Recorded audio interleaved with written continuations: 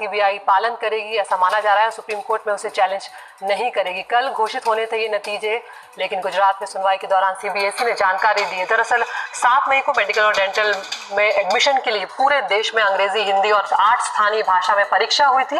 अंग्रेजी और हिंदी मीडियम के प्रश्न पत्र एक थे, लेकिन स्थानीय भाषा में प्रश्न पत्र अलग थे। गुजराती मीडियम के छात्रों का आरोप है कि उनका पेपर अंग्रेजी के मुकाबले मुश्किल था और उनके साथ भेदभाव किया गया है।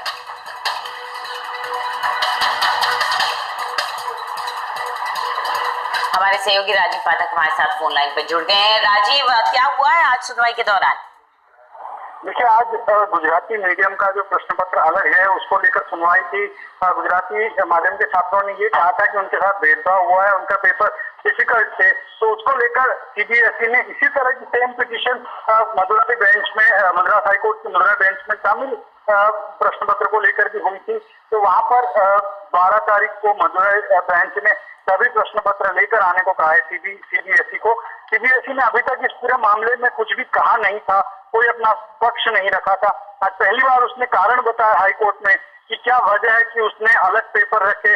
सीबीएसई का ये कारण था कि चूंकि 8 अलग अलग सेट तैयार करने थे, तो 4 अलग अलग सेट तैयार करने से तो 4 और 8 भाषाओं में अलग अलग, तो 32 एक्सपर्ट्स को बुलाना पड़ता और जितने ज्यादा लोग उसमें जुड़ेंगे उन लोगों के पेपर लीक होने की संभावना बढ़ जाती है। तो इन वजहों से उन्होंने पेपर अलग रखे थे, लेकिन उनका ये कहना है कि उन्होंने जो डिफिकल्टी लेवल है वो हर एक का समान रखने की कोशिश की थी और सभी का डिफिकल्टी लेवल समान था। लेकिन इस पर सुबह जब कोर्ट ने पूछा था कि क्या आप 12 तारीख से पहले परिणाम घोषित करने वाले हैं या नहीं, तब सीबीएसई की तरफ से इस पर कोई भी ठोस जानकारी नहीं दी गई थी। लेकिन अब जब कोर्ट ने कहा कि अगर आप इस पर कोई फैसला आप भी नहीं देते हैं तो हम इंटरिम ऑर्डर कर सकते हैं, तब सीबीएसई के वकील ने कहा कि वो 12 तारीख तक अपना परिणाम घोषित नहीं करने वाले हैं।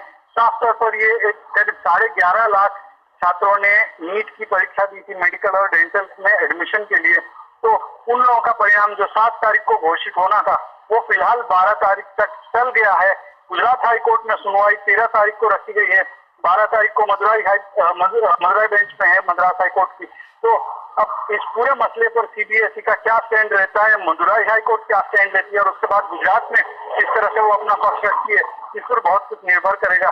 लेकिन फिलहाल ये बात स्पष्ट हो गई है कि 12 से पहले 11.5 लाख